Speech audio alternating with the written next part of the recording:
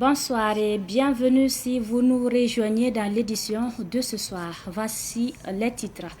En un de la sortie des pays de l'AES de la CEDEAO, des conférences de presse se multiplient. C'est au tour des leaders panafricains de sceller la mobilisation pour le meeting du 28 janvier prochain. Vous entendrez Moussa Sanfo, le secrétaire général du collectif des leaders panafricains, dans ce journal. Et puis, notre dossier de ce soir est consacré à Raïssa Tapsoba, une sourde-muette qui se bat pour subvenir à ses besoins. Elle fait de la manicure-pédicure au marché de Wayalguin dans l'arrondissement 10 de Ouagadougou. Comment communique-t-elle avec ses clientes? Un reportage de Pakisba Mariam Ouedraogo à suivre dans cette édition. Une fois de plus, bonsoir et merci de nous choisir pour vous informer. Le PDS de l'arrondissement 6 de la commune de Ouagadougou joue la carte de la sensibilisation auprès des commerçants installés anarchiquement aux abords de l'avenue de la Dignité. À la fin de l'opération, le PDS de l'arrondissement 6, Céline Poda, s'est confiée à Ruben Wilson Kodio. La population a très bien compris, puisque c'est même pas la première sortie. Le même message qu'on donne à la population. Alors donc maintenant, quand ils nous voient, ils savent que c'est pour ça. Il y en a même qui commencent à ramasser leurs effets avant qu'on arrive. C'est pour dire qu'eux-mêmes ils ont compris. Mais bon, quand ils partent après, des fois quand ils reviennent encore s'installer, donc il faut toujours passer plusieurs fois sensibiliser. Mais après quelques sensibilisations, je crois qu'il faut passer à la répression. Cette sensibilisation qu'on va faire aujourd'hui et demain, et après on va repasser pour voir est-ce que les gens ils sont revenus ou bien ils sont partis définitivement. S'ils sont revenus, alors là la deuxième étape, nous on ne prévient pas, on sensibilise plus, puisque la partie sensibilisation est finie. Et la deuxième phase là, c'est pour taper. C'est pour dire à la population, c'est pour leur bien. Alors les femmes qui sont installées, même les hommes qui sont installés au bord de la route, en cas d'accident, ils peuvent, on ne le souhaite pas, ils peuvent perdre leur vie. Pourtant, et s'ils disent qu'à cause du commerce qu'ils nourrissent la famille, si une fois ils sont plus là, comment la famille vit comment? Donc voilà pourquoi je dis à la population d'écouter ce que la mairie fait, c'est le travail de la mairie. Et c'est de leur devoir de respecter ce que la mairie dit de faire, voilà, pour le bien-être de tout le monde. Autre actualité pour poursuivre, le Burkina Faso vers la réduction de la dépendance aux véhicules alimentés par des carburants traditionnels. L'entreprise Atawa Service a inauguré hier à Ouagadougou son showroom dédié aux véhicules électriques. Ces véhicules dotés d'une autonomie allant de 100 à 500 km allient luxe et technologie de pointe. Il se positionne comme une réponse concrète aux défis du changement climatique et aux attentes de la génération actuelle. Nous en savons plus avec Sidiki Kabri. La coupure du ruban marque le début de la mise en circulation des véhicules 100% électriques et l'ouverture du showroom dédié à la vente des modèles de la marque Itawa. Plus qu'une simple marque, Itawa vise à répondre à un besoin d'autonomie et de souveraineté et s'inscrit dans un monde automobile en pleine mutation avec des ambitions écologiques. Itawa n'est pas seulement une marque de véhicules électriques, c'est un symbole d'espoir, d'innovation et de durabilité pour notre cher Burkina Faso. Itawa est également une réponse à une problématique cruciale, la dépendance aux énergies fossiles. C'est un pas vers un avenir où chaque Burkinabé pourra se déplacer sans culpabilité tout en contribuant à la lutte contre le changement climatique. Pour le ministre en charge de l'industrie, patron de la cérémonie, son engagement en faveur de ce projet repose sur des aspects clés que sont la protection de l'environnement, la stimulation de l'économie nationale et l'insertion du Burkina dans le monde des innovations. Il s'agit d'une initiative qui s'inscrit parmi les initiatives premières dans notre pays, la promotion du véhicule électrique. Dans un pays comme le Burkina Faso, où parmi les multiples sources d'énergie, l'énergie solaire ne constitue pas une denrée rare. Deuxièmement, parce que ce projet qui prend jour aujourd'hui à travers l'ouverture de ce centre commercial se tient dans un contexte où, à l'échelle internationale, pour la mobilité humaine, ce qui est prôné, c'est la transition vers des véhicules à source d'énergie électrique. Et troisièmement, parce que ce projet qui prend jour et qui s'ouvre aujourd'hui s'inscrit dans la vision des plus hautes autorités de notre pays. Et en premier lieu, le président du Faso, chef de l'État, le capitaine Ibrahim Traoré, qui, lors de ses nombreuses adresses au Burkinabé, a toujours lancé un appel à l'endroit des filles et des fils de notre pays à investir en premier lieu dans notre pays pour contribuer au développement économique du Burkina Faso.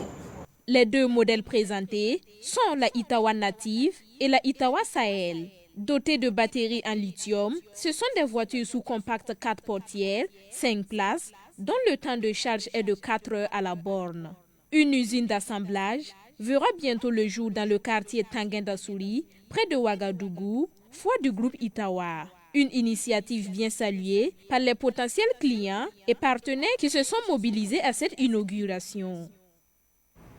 Je vous le confiais en titre. Le collectif des leaders panafricains, au cours d'une conférence de presse aujourd'hui, a appelé à la mobilisation le 28 janvier prochain pour soutenir les dirigeants de l'AES. Moussa Sanfo, SG du collectif des leaders panafricains, au micro toujours de Sidiki Kabri.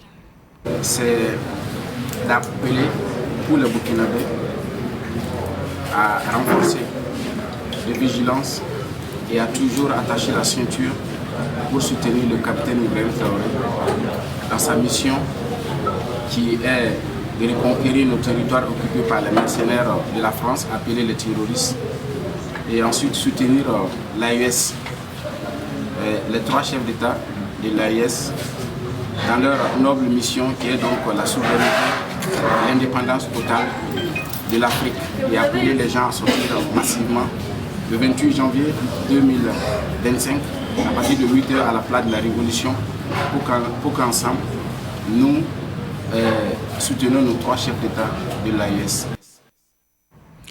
Et puis, nous parlons de gestes de solidarité. Les CSPS de Latoudin et de Boulcon, dans la province du Passoré, ont bénéficié tous deux d'un don en matériel. El Hadj Sayouba Ouedraogo, alias Nabas Nongo, a offert des matelas aux 10 formations sanitaires. Abdoulaye Kinda et Cynthia Zungrana. El Hadj Sayouba Ouedraogo, alias Nabas Nongo, donne du sourire à la population de Boulcon, dans la commune de Arbolé. Il offre 5 matelas au CSPS du 10 villages. Tout en saluant le geste, les bénéficiaires expliquent l'existence d'autres problèmes au sein de ce CSPS. Nous sommes vraiment contents, mais nous avons d'autres problèmes. La salle d'hospitalisation est très petite. Nous demandons au capitaine Ibrahim Traoré de voir le cas de notre CSPS. La salle d'hospitalisation ne peut contenir que 6 lits. Nombreux sont les malades qui sont couchés à même le sol, voire même dans les couloirs en raison du manque de salles d'hospitalisation. Le don se poursuit à Latoudin. Là-bas, El Hadj Nabas Nongo offre 20 matelas au centre médical. Joséphine Paré, infirmière au centre médical de Latoudin, affirme que ce don arrive au bon moment. Non, on ne peut pas remercier le donateur dans ça là, parce que c'est venu au moment où on avait plus besoin. On ne fait que le remercier, que Dieu lui donne la santé, que l'année prochaine là, c'est pas matelas il va venir nous donner, c'est ambulance il va venir nous donner pour transporter ses parents là, nous donner parce qu'on a un problème d'eau. Il y a la clôture aussi qui cause un problème parce que sans la clôture là, vous voyez les animaux là qui divaguent partout comme ça. Ce sont au total 25 matelas que El Hadj Nabas Nongo a offert aux 2 formations sanitaires de la province du Passoré. Le royaume d'Arabie Saoudite, comme à l'accoutumée, offre 50 tonnes de dattes au Burkina Faso. Des dates destinées aux personnes nécessiteuses pour leur permettre de vivre le mois de Ramadan. La remise du don a eu lieu hier à la résidence de l'ambassadeur Ouaga 2000, Ahmed Joël Compaoré. Ce sont environ 50 tonnes de dattes que le Royaume d'Arabie Saoudite remet au ministère de l'Action humanitaire du Burkina Faso. Un don pour venir en aide aux personnes vulnérables à l'orée de la fête du Ramadan. Aujourd'hui, j'ai transmis 50 tonnes de dattes comme un cadeau de le roi même pour le peuple et l'État burkinabé. Nous avons fait beaucoup d'efforts parce qu'on comprend les situations et crises humanitaires au Burkina. C'est pour ça que l'Arabie Saoudite a permis de rester toujours à côté de leurs sœurs et frères les Burkinabés. Et ça, c'est le deuxième au mois de janvier.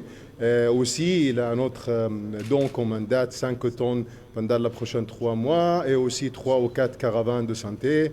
Et il a beaucoup de choses aussi. On a travaillé avec l'État burkinabé. Ce don est bien apprécié par Issaka Pamtam, chargé de mission du ministère en charge de l'action humanitaire, représentant la ministre Pélagie Cabri. Permettez-moi d'abord d'apprécier le don et de dire combien le don il est inestimable et également traduire la reconnaissance et la gratitude du gouvernement à l'endroit des autorités du Royaume de l'Arabie Saoudite pour ce don. La répartition sera faite comme d'habitude, c'est toujours au profit des personnes vulnérables et nous ferons en sorte que ça puisse arriver aux personnes vulnérables où qu'elles se trouvent. Ce don de date intervient après un autre soutien, celui à l'endroit de 60 enfants souffrant de pathologies cardiaques le 13 janvier dernier. C'est un rêve d'être indépendante qui se réalise pour Raïssa Tapsoba.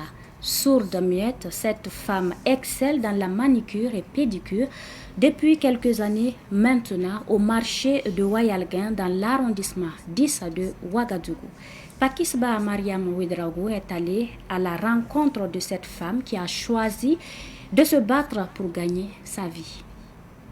On est loin d'imaginer que Raïssa Tapsoba est sourde muette à la vue de son hangar qui se dresse au marché de Wayalguin. Pourtant, elle l'est. Elle a été élevée par sa grand-mère qui l'a scolarisée jusqu'en classe de CM2. Après le décès de sa grand-mère, la coépouse de sa mère a voulu qu'elle apprenne un métier, ce qu'elle ne regrette pas au jour d'aujourd'hui parce qu'elle est indépendante.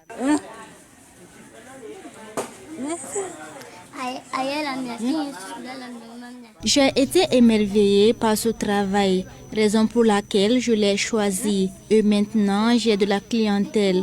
Je pense que ce que je fais est bien vu par ma clientèle. Quand je fais la manicure pédicure, je fais les rajouts aussi.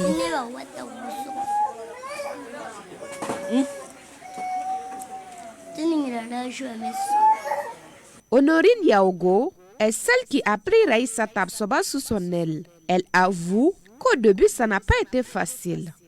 Au début, c'était très difficile parce qu'on ne se comprenait pas. Quand elle fait ses mouvements, je suis là, je la regarde, je ne sais pas quoi répondre. Mais il faut qu'elle insiste sur ce que moi, je puisse comprendre ce qu'elle veut dire. Bon, au fur et à mesure, moi aussi, je parlais même chose comme elle. On se comprenait. Bon, même les clients, quand d'autres viennent, il y a d'autres qui n'acceptent pas qu'elle apprenne avec eux. Mais il y a d'autres aussi qui acceptent. Au fur et à mesure, comme on a duré ensemble, maintenant, si les clients viennent là, ils acceptent.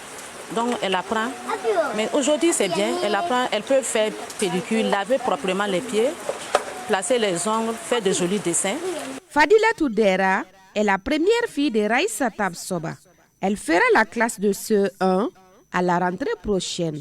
À force de pratique, elle maîtrise le langage des signes. Elle sert aujourd'hui d'intermédiaire entre sa mère et les tierces.